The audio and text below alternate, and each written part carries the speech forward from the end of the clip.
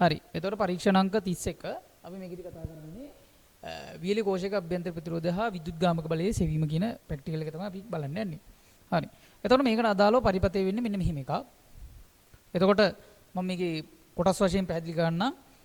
එතකොට අවශ්‍ය උපකරණ වෙන්නේ වියලි කෝෂයක් ඕන. අපි මේ අභ්‍යන්තර කියන්නේ අභ්‍යන්තර ප්‍රතිරෝධය විදුද්ගාමක බලය හොයන්න ඕන වියලි කෝෂය ගන්නවා. ඊට පස්සේ මේකට ඕන මිලිමීටරයක්. හරි. මේවා ඇරෙන්න ඇමීටරයක් කිව්වට ලකුණු හම්බෙන්නේ නැහැ. අභ්‍යන්තර ප්‍රතිරෝධය අඩු ඇමීටරයක්. එහෙම කිව්වට ලකුණු හම්බෙන්නේ නැහැ. හොඳට මතක තියාගන්න. මේකේ ගලන්නේ සාමාන්‍ය මිලි ඇම්පියර් ප්‍රමාණයේ ධාරාවන් පමණයි. හරි. මේ පරීක්ෂණයේදී මිලි ඇම්පියර් ප්‍රමාණයේ ධාරා ගලන නිසා අපිට මිලි ඇමීටරයක් ඕන. ඇමීටරයක් කිව්වට ලකුණු හම්බෙන්නේ නැහැ. හොඳට මතක තියාගන්න. ඇමීටර ගැන මොකක් හරි විස්තරයක් ලියන්න කිව්වොත් ඔයා මෙතන ලියවෙන්න ඕන වගේ මිලි ඇමීටරයක් කියලා ලියවෙන්න ඕන. ඊළඟට මෙතන විභවාන්තරය මැනීමට වෝල්ට් මීටරයක් ඕන. එතකොට ඔයා මේකට වෝල්ට් මීටරය කිව්වට ඒ ලකුණු හම්බෙන්නේ නැහැ. හොඳට මතක තියාගන්න. එතකොට මේකට ඕන සංඛ්‍යාංක වෝල්ට් මීටරයක්. සංඛ්‍යාංක වෝල්ට් මීටරයක් කියලා කියන්නේ අර අපි ඉලෙක්ට්‍රොනික කියලා කියන්නේ. ඔය කඩවල දැන් අපිට ගන්න තියෙන ඉලෙක්ට්‍රොනික වෝල්ට් මීටර තියෙන. අන්න ඒකක්. කියන්නේ ඒකේ වෝල්ටේජ් එක කෙලින්ම 6 වෝල්ට් කියලා කියවනවා. අන්න ඒ වගේ එකක්. සංඛ්‍යාංක ඉලෙක්ට්‍රොනික සංඛ්‍යාංක වෝල්ට් මීටරයක් තමයි ඕන. හරි. ඒතර මේ මම මෙතන ඇඳලා තියෙන සංඛ්‍යාංක වෝල්ට් මීටරයක් මේ තියෙන්නේ. හරි. හරි. එයාගේ සාමාන්‍යයෙන් අභ්‍යන්තර ප්‍රතිරෝධය ඊටා විශාලයි. හරි. ඒතර අභ්‍යන්තර ප්‍රතිරෝධය ඊටා විශාල වෝල්ට් මීටරයක් කොට වට ලකුණු හම්බෙන්නේ නැහැ. හරි. පැහැදිලිවම සංඛ්‍යාංක වෝල්ට් මීටරයක් කියලා ලියවෙන්න ඕනේ. එතකොට ඒකේ ඇස්සේ ඇයි මේකේ ගන්න කියලා ඇහුවොත් ඒකේ අභ්‍යන්තර ප්‍රතිරෝධය ඊටා විශාලයි කියලා කියන්න ඕනේ. ඒතර මෙතන මිලිමීටරයක් භාවිත කරන්නේ ඇයි කියලා ඇහුවොත් ඔයා කියන්න ඕන මේ සර්කිට් එකේ හරි ගලන්නේ මිලි ඇම්පියර් ප්‍රමාණයේ ධාරාවන්. ඒතර ඒවා මැන ගැනීමට මිලි ඇමීටරයක් තමයි අපිට ඕන කියලා එතන ලියවෙන්න ඕන පැහැදිලිව. එතකොට මේ දෙක අරින්න වෙනවද ලිව්වට මම නෙමෙයි කවුරක්වත් ලකුණු දෙන්නේ නැහැ. හරි. එතකොට පැහැදිලිව මතක තියාගන්න සංඛ්‍යාංක වෝල්ට් මීටරයක් මිලි ඇමීටරයක් කිව්වොත් විතරයි ලකුණු හම්බෙන්නේ. හරි. ඊළඟට මේක මොකද්ද? මෙතන ඔයා දකිනවා මේ අපි සාමාන්‍යයෙන් මෙන්න මෙහෙම ප්‍රතිරෝධයක් ඇඳලා මෙහෙම අඳින්නේ මේක අපි කියන්නේ විචල්්‍ය ප්‍රතිරෝධය. විචල්්‍ය ප්‍රතිරෝධය. එතකොට විචල්්‍ය ප්‍රතිරෝධ ආකාර දෙකයි. ධාරා නියාමකයයි ප්‍රතිරෝධ පෙට්ටියයි. හරි? හරි. මම එක වීඩියෝ එකක් කතා කරා ධාරා නියාමකයයි ප්‍රතිරෝධ පෙට්ටියයි මේ දෙකෙන් මොකද්ද මේකට තෝරගන්නේ කියන එක තීරණය වෙන්නේ ඔයා පරීක්ෂණය කරන්නේ මොකක් එක්කද මත. ඔයාගේ පරීක්ෂණය මේ R එක්ක විචලනය වෙන එක ඔයා පස්තාරගත කරන්න යනවා නම් x අක්ෂයට R ඇවිල්ලා මොකක් හරි සිද්ධියක් වෙනවා නම් ඔයා ගන්න ඕන ධාරා එහෙම වුණොත් ඔයා ගන්න ඕන ප්‍රතිරෝධ පෙට්ටියක්. මොකද ප්‍රතිරෝධ පෙට්ටිය හරියටම R අගේ ප්‍රතිරෝධයේ අගේ පෙන්නනවා. එතකොට ඔයාලට මේකට අදාළව වැලියුස් ගන්න පුළුවන්. හරි? එක එක තැන් වලට අදාළව R ට අදාළව මොන හරි වැලියුස් ටිකක් ගන්න පුළුවන්. හැබැයි ඔයාලට ප්‍රතිරෝධය නෙවෙයි ඕන. ඔයාගේ අක්ෂය වෙන්නේ I. ධාරාවට අනුව ඔයා මේකේ දේවල් හොයන්න යනවා නම් ඔයාගේ x අක්ෂයට වැටෙන්නේ I. එතකොට ඔයාට ධාරාව මැන ගන්න ඕනේ. එතකොට ඔයා ගන්නේ ධාරා නියාමකය. හැබැයි දෙකම විචල්්‍ය ප්‍රතිරෝධ තමයි. හරි? හරි. දැනට ඔයා මතක තියාගන්න දැන් මේකෙදි ඕන විචල්්‍ය ප්‍රතිරෝධයක් කිව්වට ඔයාලට ලකුණු හම්බෙන්නේ නැහැ. ඔයා පැහැදිලිවම ධාරා නියාමකයක් කියන්න ඕන. මොකද දැන් අපි ඉස්සරහට බලද්දී දකිනවා මේකේ x අක්ෂයට එන්නේ I අකුර. I. ඒ කියන්නේ ඔයාගේ ධාරාව තමයි මනින්න ඕනේ. එතකොට ඔයා ප්‍රතිරෝධ පෙට්ටියක් කියලා ලියුවාට මේකට ලකුණු හම්බෙන්නේ නැහැ. හරි? හරි. එහෙනම් ඒකත් අපි පස්සේ බලමු. එහෙනම් මතක තියාගෙන ඉන්න අපි තව ටිකකින් හම්බ වෙනවා මේක ඔයාලට. මොකද ධාරා නියාමකයේ ගත්තේයි කියලා තේරෙයි. හරි. ඊළඟට මෙතන යතුරක් තියෙනවා. ඒකට ගන්නේ ටකන යතුරක්. ටකන යතුරක් භාවිත කරන්නයි කියලාත් අපි ඒ වෙලාවේ කතා කරමු. හරි. එතකොට මේ තියෙන මේකට අදාළ සර්කිට් එකනේ. මේ පරීක්ෂණයට අදාළ සර්කිට් එක. හරි. එතකොට ඔයාලට විභාගෙදී මේ ඇත්තම උපකරණ භාවිතයෙන් මේවා යා කරලා අඳින්න හම්බ වෙනවා. ඇත්තම උපකරණ මෙහෙම දිනුනම ඔයාට මේ ටික යා කරලා මේ සර්කිට් එක හදන්න වෙනවා. එතකොට ඔයාලට පුළුවන් නම් මේ සර්කිට් එක පොතේ කටුකොලයක අඳින්න. ඉක්මනට අඳින්න. මේක ඇඳ ගන්න පුළුවන්. බැටරියට සමාන්තරගතව තමයි වෝල්ට් මීටරේ වදින්නේ. එතකොට අනිත් ප්‍රතිරෝධ දෙක සහ මේ විචල්්‍ය ප්‍රතිරෝධය කියන්නේ ධාරා නියාමකයේ සහ මෙතන තව ප්‍රතිරෝධයක් දානවා. මේක විතරක් දාන්න එපා. ඒකටත් හේතුවක් තියෙනවා. මේ විචල්්‍ය ප්‍රතිරෝධය මේ ස්ථිර වෝල්ට් ප්‍රතිරෝධයක්. මේකේ ප්‍රතිරෝධය අගේ දන්න නියත ප්‍රතිරෝධයක්. හරි? ඒ ප්‍රතිරෝධයයි මේ විචල්්‍ය ප්‍රතිරෝධය ඒවත් ධාරා නියාමකය. ඒ වගේම ඒකටත් එක්කම දාන්න ඕන අපේ මිලි ඇමීටරය ශ්‍රේණිගතව ගහපු සර්කිට් එක මතක තියාගන්න. එතකොට මෙතන ස්විච් එක එනවා. එතන මේ ස්විච් එක නම් කොහෙන් ගැටුණක් කවන්නේ නැහැ. මෙතනින් දාගන්න එපා. මේ පැත්තෙන් දාගත්තා නම් හොඳයි කියලා හිතනවා. හරි? මේ පැත්තෙන් දාගන්න. මෙතනින් තමත් කේස් එකක් නැහැ. ස්විච් එකක ස්විච් එකක් දෙපස විභවාන්තරයක් පෙන්වන්නේ නැහැ නේ. ඒතොර ඔයා මෙතනින් ස්විච් එක දැම්මක් ප්‍රශ්නයක් නැහැ. ඒ වුණාට සාමාන්‍ය සම්මත අංකණයක් තියෙනවනේ. ඒකට හුරු වෙන්න. හරි? වෝල්ට් මීටරෙන් පන්නලා යාව දාගන්න. හරි. එතකොට දැන් ඔයාලට මේකේ කම්බි සම්බන්ධ වෙන සන්නායක කම්බි සම්බන්ධ වෙන ආකාරය මතක තියාගන්න බැහැනේ. එතකොට ලේසිම එක්කෙනා මෙයා. මෙයා ඇසුරින් ඔයාලට මෙයාව අඳින්න පුළුවන්. හරි? එතකොට ඔයා කටු සටහනක මේක ඇඳලා මේක ඇසුරින් මේක හදන්න ඕන. හරි. ඉස්සලම අඳුරගමු මේ උපකරණ මොනවද කියලා. හරි. මෙතන පේනවනේ මෙහෙම තද කරන්න වගේ උපකරණයක්. අපි මේකට කියනවා ටකන යතුරු කියලා. ඒ කියන්නේ යතුරු තමයි මේ තියෙන්නේ. යතුරු. හරි යාව අඳුනගත්තා. කේ යතුරු තමයි මේ ඉන්නේ. එතකොට මෙතන තියෙනවා මේ ධාරාව මනින්න මිලි ඇමීටරය. මිලි ඇමීටරය. හරි. මෙතන මේක අඳුර ගන්න බැරුණාට මෙතන R නෝට් කියලා දාලා ඉන්න හින්දා අපි දන්නවා මේක මේ අර නියත ප්‍රතිරෝධය. හරි. එනදත් තේරෙන්න ඕනේ ඊටු ටික බැලුවාම මෙතන නියත ප්‍රතිරෝධයක් තියෙන්න ඕනේ. ඒක මේක වෙන්නේ නැති කියලා. හරි. මේක තමයි අර ධාරා නියාමකය කියන එක. හරි. ධාරා නියාමකය. හරි. ඒ කියන්නේ ඔයාලට පුළුවන් මේකේ උඩ කෑල්ලක් තියෙනවා. මේක එහා මෙහා ගෙනියවම මේකෙන් මේ සර්කිට් එකේ ගලන ධාරාවන් වෙනස් වෙනවා. කොයිම වෙලාවකවත් ඔයාට මේකේ ප්‍රතිරෝධය කීයද කියලා හොයන්න වෙන්නේ නැහැ. ඔයා මේක තල්ලු කරාම ඔයාට මේකේ ප්‍රතිරෝධය කීයද කියලා පෙන්වන්නේ නැහැ. හරි? ඒකයි මේකේ විශේෂත්වය. මේක ඇත්තටම මෙතන ප්‍රතිරෝධය තමයි වෙනස් වෙන්නේ. හැබැයි මේකෙදී ප්‍රතිරෝධය කීයද කියලා හොයාගන්න බෑ. එහෙම නෙමෙයි. ප්‍රතිරෝධ පෙට්ටියේ හරියටම ඔයා දන්නවා. දැන් මේ වෙලාවේ මේකේ ප්‍රතිරෝධය කීයද කියලා. හරි. ඒතකොට ධාරා නියාමකයක් කියන්නේ මෙන්න මේ වගේ එකක්. හරි. හරි. එතකොට මේ පරිපතේ අපි කොහොමද මේ අග්‍ර සම්බන්ධ වෙන්නේ කියලා බලමු. එතකොට මෙතන තියෙනවා සංඛ්‍යාංක වෝල්ට් මීටරේ. පැහැදිලිව ඒක අඳුන ගන්න පුළුවන්. හරි. දැන් මෙතන බැටරි ඉන්නෝනේ. බැටරියට හරි කොහොමද වදින්න ඕන? වෝල්ට් මීටරේ වදින්න ඕන සමාන්තරගතව. හරි? බැටරියට වෝල්ට් මීටරේ සමාන්තරගතව. ඒතර වෝල්ට් මීටරේට ඔන්න අග්‍ර දෙකක් තියෙනවා. හරි? අපි එක අග්‍රයක් ගහමු. හරි? මෙයාට ගහමු. එක අග්‍රයක් මෙයාට ගමු. හරි. නැත්නම් ඉස්සලම් බැටරිය සම්බන්ධ කරමු. නෑ. ඔව්. බැටරිය ගෙනෙල්ලා අපි විචල්්‍ය ප්‍රතිරෝධයට සම්බන්ධ කරමු මේ. මෙතෙන්ට සම්බන්ධ කරමු. ඉතුරු කොටස ගෙනෙල්ලා මම මෙයාට සම්බන්ධ කරනවා. මෙතෙන්ට සම්බන්ධ කරනවා. හරි? හරි. දැන් මොකද වෙන්නේ? මේකේ එක අග්‍රයක් ඔයාලට මෙතෙන්ට සම්බන්ධ කරන්න පුළුවන්. මේ වෝල්ට් මීටරේ අනිත් අග්‍රය මෙතෙන්ට සම්බන්ධ කරන්න පුළුවන්. හරි? හරි දැන් පොඩ්ඩක් මේක නිකන් අධ්‍යයනය කරලා බලන්න. මේ වෝල්ට් මීටරේ වැදිලා තියෙන්නේ මේ අග්‍ර දෙකට. හරි? වෝල්ට් මීටරේ වැදිලා තියෙන්නේ මේ වෝල්ට් මීටරේ වැදිලා තියෙන්නේ මෙතන අග්‍ර දෙකට. මෙතන අග්‍ර දෙක කියන්නේ ඇත්තටම බැටරියේ අග්‍ර දෙක තමයි. බැටරිය අග්‍ර දෙකම තමයි මේ. හරි? සන්නායක කම්බියක් දිගේ ගියා කියලා විභවාන්තර වෙනස් වෙන්නේ නැහැ නේ. ඔයාලට ඕන නම් මේක මෙහෙම අඳින්නත් පුළුවන්. හැබැයි ඔයාලට පේනොත් මෙහෙම සම්බන්ධ කරන්න බැහැනේ. ඔයා මෙහෙම සම්බන්ධ කරත් හරි. ඔහොම සම්බන්ධ කරන්න බෑනේ. කම්බි නිකන් ගැට ගහන්නේ නැහැ අපි සාමාන්‍යයෙන්. නිකන් අවකාශයේ මෙහෙම ගැටයක් දාන්නේ නැහැ. ඒක මතක තියාගන්න. අර සම්බන්ධ කරන්න පුළුවන් තැන් වලට සම්බන්ධ කරන්නේ. ඒතර අපි සම්බන්ධ කරන්නේ හොඳම විදිහ. හරි? මෙතනින් බැටරියට අරන් මෙතෙන්ට දීලා දැන් කිසිම ප්‍රශ්නයක් නැහැ නේ. බැටරිය දෙපසමයි මේත් අහුවෙන්නේ. ඔන්න ඔහොමයි සම්බන්ධ කරන්නේ. දැන් කිසිම ප්‍රශ්නයක් නැහැ. බැටරියට සමාන්තරගතව සංඛ්‍යාංක වෝල්ට් මීටරේ සම්බන්ධ කරා. හරි? හරි. ඊළඟට බලමු දැන් එයාව හරි. දැන් යතුරු එක කෙලවරකටත් මෙයා සම්බන්ධ වෙලා තියෙනවා. දැන් යතුරේ අනිත් කෙලවර, මෙතන යතුරේ අනිත් කෙලවර, කීයකේ අනිත් කෙලවර, එයා යන්න ඕන මේ සෙට් එකේම ඉන්නවා ශ්‍රේණිගතව ඇමීටරේ සහ මේ සෙට් එකම. මෙයාලා. මේ සෙට් එකම ශ්‍රේණිගතව ඉන්නවා. එයාලා ශ්‍රේණිගතවයි සම්බන්ධ වෙන්න ඕන. එහෙනම් කිසිම ප්‍රශ්නයක් නැහැ. ඉන්න තැන මට වැදගත් නැහැ. මෙයාගේ එක අග්‍රයකට මෙහෙන් දෙන්න. තව අග්‍රයක් අරන් මෙයාට දෙන්න. ඊට පස්සේ මෙයාගෙන් අනිත් අග්‍රය අරන්. හරි? දැන් ප්‍රශ්නයක්. මෙතෙන්ද දෙන්නේ. හරි. හොඳට තේරුම් ගන්න. දැන් මෙතෙන්ද සම්බන්ධ කරන්නත් පුළුවන් ඔයාට. ඕනනම් මෙතෙන්ද සම්බන්ධ කරන්නත් පුළුවන්. ඕක ගෙනල්ලා මෙතෙන්ද සම්බන්ධ කරන්නත් පුළුවන්. හරි? හරි. එහෙනම් බලමු මේකේ ක්‍රියාකාරීත්වය මොකද වෙන්නේ කියලා. හරි? මේකේ ක්‍රියාකාරීත්වය මම පොඩ්ඩක් කියලා දෙන්නම්. ඇත්තටම මේකේ තියෙන්නේ මෙන්න මෙහෙම කොයිල් එකක්. මෙහෙම උතපු කොයිල් එකක්. හරිද? මෙතන තියෙනවා මම ABCD කියලා දාන්නකෝ. ABCD.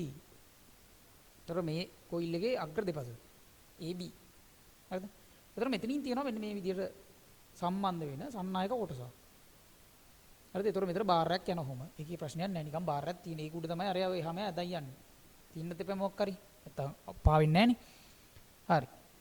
එතකොට මෙතනයි C සහ D කියලා කියන්නේ. හරි. දැන් නිගමන හිතමු මෙතනින් කරන්ට් එක එනවා. දැන් මෙතනින් මෙහෙම බැටරි සම්බන්ධයි. මෙතනින් කරන්ට් එක එනවා. මෙහෙම ගිහිල්ලා. හරි? මෙහෙම ගිහිල්ලා. ඔයාගේ මේ අග්‍රය මෙතෙන්ට සම්බන්ධයි නම් කරන්ට් ගන්නේ දැන් කොහොමද? මේක දිගේ ගියා. මෙතනින් ගිහලා මෙතනින් බැස්සා. මෙහෙම ගියා මෙතනින් ගියා. දැන් එහෙනම් මුළු දිගම ආව නේද ප්‍රතිරෝධයේ විදියට? මුළු දිගම ආවා. දැන් ඔයා මේක එහාම ගෙනියවුවා කියලා මෙතන ප්‍රතිරෝධය වෙනස් වෙනවද? නැහැ. ඇයි මෙහෙන් එනවා මේක දිගේ යනවා බයිනවා. මෙහෙන් එනවා මෙහෙන් දිගනවා බයිනවා. මෙහෙම වෙනවා මෙහෙම වෙනවා. මේක එහාම කරා කියලා කිසිම වෙනසක් වෙන්නේ නැහැ. එහෙනම් ඔයා මේක මෙතෙන්ට සම්බන්ධ කරලා වැඩක් නැහැ. ඔයාගේ අනිත් අග්‍රය මෙතෙන්ට සම්බන්ධ කරලා බලමු. මේ අග්‍රය මෙතෙන්ට සම්බන්ධ කරලා බලමු D වලට. හරි. දැන් බලමු. මෙතනින් එනවා මේක දිගේ යනවා මේකෙන් උඩට නගිනවා මේක දිගේ ගියා කරන්ට් එක ගියා. සාධාරණයි. හරි. දැන් එන්නේ මේ දිග විතරයි ප්‍රතිරෝධ විදියට එන්නේ. මේක දිගේ කරන්ට් එක යන්න ඕනේ නැහැ නේ. මෙතනින් එහාට පරිපතය සම්පූර්ණ නැහැ. එහෙනම් මෙතෙන් ආවා මෙහෙම ගිහලා කොහොම ගියා. හරි. හරි. ඊට පස්සේ තව පොඩ්ඩක් එහාට තල්ලු කරන් යන්න මේක. හරි. දැන් මෙතන ඉන්නේ. දැන් මොකද වෙන්නේ? මෙහෙම ආවම මෙහෙම ගිහිල්ලා දැන් මෙහෙම යනවා. එහෙනම් දැන් ප්‍රතිරෝධය තව ටිකක් වැඩි වෙලා. ඉස්සලා තිබ්බේ මෙච්චරයි. දැන් ඉන්නවා මෙච්චර. එහෙනම් පැහැදිලිනේ මේ අග්‍ර දෙකට ගැහුවා කියලා. ඒ කියන්නේ ඔයා මේක ගෙනින්නලා මේ අග්‍ර දෙකට ගැහුවා කියලා මේ ප්‍රතිරෝධයෙන් වැඩක් නැහැ. මේ ධාරානියමකින් වැඩක් නැහැ. මෙහෙම ඇවිල්ලා මෙතනින් යනවා. එහෙනම් උතන මතක තියාගන්න ඕනේ. අග්‍ර සම්බන්ධ කිරීමෙන් නිකන් දකින්න අග්‍රයකට සම්බන්ධ කරන්න එපා. පැහැදිලිව තේරුම් ගන්න සම්බන්ධ කරන්න. ඒතර අපි මේක සම්බන්ධ කරනකොට මෙතෙන්. හරි? හරි. දැන් තව කෙනෙක්ට හිතෙන්න පුළුවන් මෙහෙම. මෙතෙන්ට සම්බන්ධ කරන්නේ නැහැ මං. මේකට සම්බන්ධ කරනවා. හරි අවුලක් නැහැ. දැන් බලමු එහෙනම්. හරි. දැන් මේක දිගේ කරන්ට් එක යනවා මෙහෙම. මෙහෙම යනවා. හරි. මේවා දිගේ කරන්ට් බහින්නේ නැහැ ඒව මතක තියාගන්න. මේ විතරයි සන්නායක කම්බි. මේක සන්නායක කම්බිය. ඒතර මේවා දිගේ බහින්නේ නැහැ. හරි. ඒතර මේක දිගේ එනර්ජයිස් වෙලා තිනවා. හරි. මේක කරන්ට් එක කොහොම යනවා. හැබැයි මම මෙතනින් ගත්තා නම් හරි නේද? මෙහෙම එනවා කරන්ට් එක. මෙතනින් පහළට බහිනවා. මේක දිගේ යනවා. හොම යනවා. අවුලක් නැහැ. හැබැයි දැන් ඔයා මෙතෙන්ට ගහගෙන හිටියොත් ආයෙත් මොකද? වැඩක් නැහැ. මේක එහාම යගෙන යනවා කියලා වැඩක් නැහැ. කරන්ට් එක එනවා. මේකෙන් යනවා. මේකෙන් යනවා. දැන් ඔයා මෙතෙන්ට අරන් ආවා කියලා වැඩක් තියනවද? මෙතෙන්ට ආවා කියලා වැඩක් නැහැ. කරන්ට් එක මෙතන ගාව මෙතන ගාව නෙමෙයි. එහෙනම් හොඳට මතක තියාගන්න. උඩ අග්‍ර දෙකට සහ යට අග්‍ර දෙකට එකවර දුන්නොත් මේකෙන් විචල්්‍ය කියන්නේ ධාරානියමයක් විදිහට මේක භාවිතා කරන්න බෑ. අනිවාර්යයෙන්ම ඔයා උඩ එකටයි යට එකකට හෝ යට එකකට උඩ එකකටයි දෙන්න ඕනේ. හරි. එහෙනම් මම මෙතනින් යට එකකට දුන්නා. ගද්දින් ගන්න උඩ එකකින්. දැන් හරි. දැන් පැහැදිලි ප්‍රතිරෝධය එහා මෙහා ගෙනියනකොට වෙනස් වෙනවා. හරි? හරි. දැන් මට නිකන් හිතලා බලන්න තනියම ඉන්න ගමන් මෙතන උපරිම ප්‍රතිරෝධයක් පෙන්වන්නේ මේක C කෙලවරට ආවමද D කෙලවරට ආවමද? හරි? තනියෙන් හිතලා බලන්න මේක උපරිම ප්‍රතිරෝධයක් පෙන්වන්නේ C කෙලවරට ආවමද? මේක C කෙලවරට ආවමද? මේක D කෙලවරට ආවමද? හරි? ඕක හිතන්න තියෙන මෙච්චරයි. තනියෙන් හිතන්න. හරි? තනියෙන් හිතන්න. C කෙලවරට ගෙනවම D කෙලවරට ආවමද? මොකද අපිට උපරිම ප්‍රතිරෝධය කියන එක දැනගන්න ඕන. ඔයා ඒ කියන්නේ මෙතන මේ ටැප් කී එක වහනකොට ඔයා දැනගෙන ඉන්න ඕන මෙතන දැන් උපරිම ප්‍රතිරෝධය ඉන්නවා කියලා. හරි? මේ ලැබ් වල ගන්න සෑහෙන ලොකු අඩුපාඩුවක්. හදිසි ඒවත් ඔයා මේ කෙලවරට දාලා ඉවරලා මේව කරොත් සමහර කලාවට සෙඩිට පිච්චෙන්න පුළුවන්. එහෙනම් ඔයා මේ ධාරානියාමකයේ දිහා බලලා ඔයාට කියන්න පුළුවන් වෙන්න ඕන. හරි. දැන් මෙයා උපරිම ප්‍රතිරෝධයක් පෙන්වන කොටස කියලා. හරි? හරි අපි හිතමු මෙහි කෙලවරට ගෙනෙලා තියෙන කියලා. දැන් මොකද වෙන්නේ? කරන්ට් එක මෙතනින් එනවා. මෙහි යන්න වැඩක් නැහැ දැන් මේ අනිත් ඒවා නැහැ කියලා හිතන්න. මෙහි ගියාට වැඩක් නැහැ. සර්කිට් එකම මේ දෙකටයි සම්බන්ධ කරලා තියෙන්නේ. නිකන් හිතන්න මෙහෙම තියනවා කියලා. මෙහෙම එනවා කරන්ට් එක. මෙතනින් උඩට නගිනවා මේක දිගේ යනවා. ප්‍රතිරෝධය බිඳුවයි. මේ සර්කිට් එකෙන් වැඩක් නැහැ. හරි. දැන් මම මේක එහා කෙලවරට තල්ලු කළා. එහෙනම් මගේ සර්කිට් එක ඔන්න ඔහොම. දැන් මොකද වෙන්නේ? මෙහෙන් ආවා මෙතනින් මෙතෙන් යනකම්ම ගිහිල්ලා එතනින් තමයි උඩට නගලා මේකෙන් යන්න ඕන. හරි? එහෙනම් ඔතන මතක තියාගන්න මේ කෙලවරට මැද්දාම තමයි මේ සර්කිට් එක මෙහා කෙලවරට මැද්දාම තමයි උපරිම ප්‍රතිරෝධයක් ගන්න පුළුවන් වෙන්නේ. හරි? ඉතින් පොඩ්ඩක් තර්ක කරලා බලුවා නම් ඔයාලට පෙයි කොයි කෙලවරටද අපි උපරිම ප්‍රතිරෝධයක් ගෙනියන්න මේ ධාරානියාමකය ඇදගෙන යන්න ඕනේ කියලා. හරි. එහෙනම් ඔන්න රූපේ සම්බන්ධ උච්චරයි ධාරානියාමකය ගැන මම පොඩි ඇඳීමක් කරා. හරි? ඉන්න ගමන් තර්ක කරලා බලන්න. හරි. එතකොට ඕක තමයි මේ ඉන්නේ. එතකොට අපි මේකෙදි කරන්නේ මේක දෙපස විභවාන්තරේ මනිනවා. මේ දෙපස විභවාන්තරය කියන්නේ අපිට ලියන්න පුළුවන් සමීකරණයක්. අග්‍ර දෙපස විභවාන්තරය ලියන්න පුළුවන්. හරි? බැටරි එක අග්‍ර දෙපස විභවාන්තරය ලියන්න පුළුවන්. E ඍණ IR කියලා. හරි? මේ සර්කිට් එකේ I ධාරාවක් ගන්නවා නම් හරි? ගලන ධාරාව මෙතනින් මන ගන්න පුළුවන් මිලිමීටරයෙන් E ඍණ IR. හරි? හරි. එතකොට මම මෙතන මෙයාම පොඩ්ඩක් මෙහිම හදා ගන්නවා. දැන් මම දකිනවා මෙන්න මේ වගේ ප්‍රස්ථාරයක් y සමානයි ඍණ mx ධන c ආකාරයේ ප්‍රස්ථාරයක් තමයි ධාරාව ඉදිරියේ වෝල්ටේජ් එක ඇන්දොත් එන්නේ. ධාරාව ඉදිරියේ වෝල්ටේජ් එක. ධාරාව ඉදිරියේ වෝල්ටේජ් එක මැන්නොත් y සමානයි ඍණ mx ධන c. mx එක ධනයි නම් මේ පැත්තට දෙන්නේ. ඍණයි නම් මේ පැත්තට. හරි? ඒතර අන්තක්කඩේ ධන වෙන්න නම් මේ ධන කොටසක් කපාන යන්න ඕන. එහෙනම් ප්‍රස්ථාරය එන්න ඕන මෙන්න මේ. හැබැයි මතක තියාගන්න ධාරාව ඍණ වෙන්න බෑනේ. අනිත් පැත්තට යන්න බෑනේ. එහෙනම් ඍණ කොටස තියන්න එපා හරි. ගොන් වෙන්න එපා. ඔන්න ඔහම අදින්න. හරි? ඒතර ධාරාව ඍණ වෙන්න බෑ. අනිත් පැත්තට ගලන්නේ නැහැ නේ. මේ බැටරිය මේ පැත්තට දාගෙන ඉන්නේ අනිත් පැත්තට ධාරාවක් යනවා. එහෙනම් ඍණ වෙන්න බෑ. නිකන් හරි මැතමැටිකලි ඕක හරි කියලා ඔහොම ඇඳන් හිටියට ඔයා වැරදි. ඒකත් තේරුම් ගන්න මේ පැත්ත අඳිනවා නම් මේ ඍණ තියෙන්න ඕන. හරි? එහෙනම් ඔහොම තියෙන්න බෑ. ඔන්න ඔහමයි එන්නේ සතිය. හරි? හරි. දැන් මේකේ අන්තක්කණ්ඩයෙන් කෙලින්ම අන්තක්කණ්ඩේ මැන්න ගමන් කෙලින්ම කියන්න පුළුවන්. මොකක්ද දෙන්නේ? කෝෂයේ විද්‍යුත් ගාමක බලය අනුක්‍රමණය හොයාගත්තා නම් හරි? අනුක්‍රමණයේ අන්තක්කණ්ඩය කෙලින්ම සමානයි විද්‍යුත් ගාමක බලයට අනුක්‍රමණය m හරි? අනුක්‍රමණය m ඒ කියන්නේ අනුක්‍රමණයේ ඍණ අගය තමයි r ට සමාන වෙන්නේ. හරි? අනුක්‍රමණයේ ඍණ අගය තමයි r ට සමාන වෙන්නේ. අනිත් පැත්තනේ. හරි. අනුක්‍රමණයේ ඍණ අගය තමයි ඒ අනුක්‍රමණයට ධන අගය ඍණ අගයක් ඔයාට එන්නේ.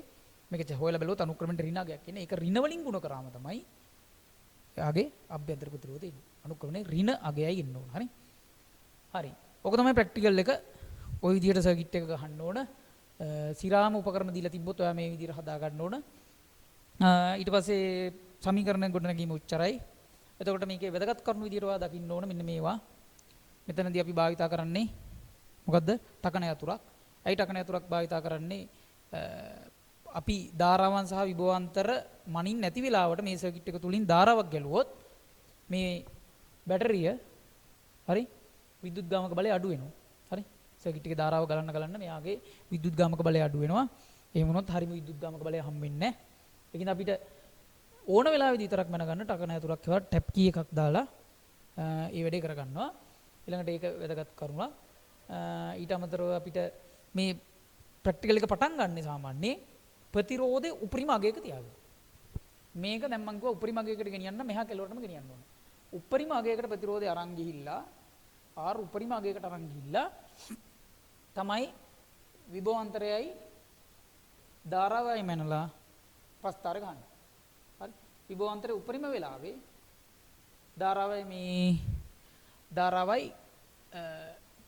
විභවාන්තරය මැන ගන්නවා. ඊට පස්සේ ධාරාව මිලි ඇම්පියර් 25 බැගින් අඩු කරමින් තමයි ධාරාව මිලි ඇම්පියර් 25 බැගින් අඩු කරමින්. ඒ කියන්නේ මේ ප්‍රතිරෝධය චුට්ටු අඩු කරනවා. මේකෙන් බලාගෙන මිලි ඇම්පියර් 25 ගානේ අඩු වෙනවා. හරි? 25 බැගින් අඩු වෙන විදිහට තමයි මේ වැඩේ කරන්නේ. හරි? ප්‍රැක්ටිකල් එක කරන්නේ එහෙමයි. හරි? එතකොට පටන් ගන්න කොහමද? ප්‍රතිරෝධය උපරිම අගයට ගෙනියනවා. ප්‍රතිරෝධය උපරිමයටම අරන් ගිහිල්ලා හරි? ඒකට අදාළව ධාරාව සහ වෝල්ටේජ් එක මැනලා දැන් මිලි ඇම්පියර් 25 බැගින් අඩු වෙන විදිහට මේ ධාරා නියාමකය වෙනස් කරමින් තමයි ප්‍රැක්ටිකල් එක කරන්නේ. හොඳට මතක තියාගන්න මේ ධාරා නියාමකයට අමතරව අනිවාර්යයෙන්ම මෙතන ප්‍රතිරෝධයක් ඉන්න ඕන. හරි? මෙතන ප්‍රතිරෝධයක් ඉන්න ඕන. නැති වුණොත් ඔයා මෙතන ප්‍රතිරෝධය බිඳුවක් වුණ ගමන් මොකද වෙන්නේ මේ සර්කිට් එකේ? මෙයා නැති වුණා නම් ලොකු කරන්ට් එකක් ගලනවා. එතකොට ඇමීටරයට හානි වෙන්න පුළුවන්. නැත්තම් මොකද මෙතන සාමාන්‍ය මිලි ඇමීටරයක් භාවිත කරන්නේ. එතකොට ඒකට හානි වෙන්න පුළුවන්. නැත්තම් මොකද වෙන්නේ? මේ බැටරිය එකපාරම විසන්දි වෙලා යන්න පුළුවන්. ලොකු ධාරාවක් ගලන්න. එතකොට අපි R note කියන එක අනිවාර්යයෙන්ම මේ සර්කිට් එකේ ඉන්න ඕන. ඒ R note එක කෙනා ඉන්නේ මේ පරිපතලය තුලින් ධාරාව ගැලීම පාලනය කිරීමටයි ඉන්නේ. හරි? විශාල ධාරා ගැලීම පාලනය කිරීමටයි. එතකොට R note ගේ වැදගත්කම කිව්වොත් විශාල ධාරා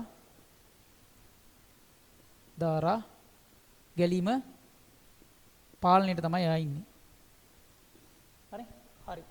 එතකොට වෝල්ට් මීටරේ සම්බන්ධව දන්නවා සංඛ්‍යාංක වෝල්ට් මීටරයක්, ඇමීටරේ හරි මිලි ඇමීටරයක්. එතන ප්‍රතිරෝධය වැදගත්කම ලිව්වා. හරි? ටකන යතුරක් භාවිත කරන්නයි කියලා කිව්වා. එතකොට ධාරා නියාමකයේ ප්‍රයෝජනෙ ලිව්වා. ওই සම්බන්ධව ඔච්චර දැනගන්න තියෙන්නේ. මේක හරිම ලේසි. ආවොත් සම්පූර්ණ ලකුණු ගන්න පුළුවන් ලියන්න. හොඳට මතක තියාගන්න මේ ප්‍රැක්ටිකල් එක පටන් ගන්නේ මොකෙමද? R කියන එක්කෙනා ධාරා නියාමකයේ ප්‍රතිරෝධය උපරිම අගයේ ඉඳලා තමයි අරන් එන්නේ. හරි? ඒකත් මතක තියාගෙන හරි වැඩේ කරගන්න. හරි? එතකොට මේක සම්බන්ධව ඔච්චරයි වැදගත් කරුණු කියන්න තියෙන්නේ.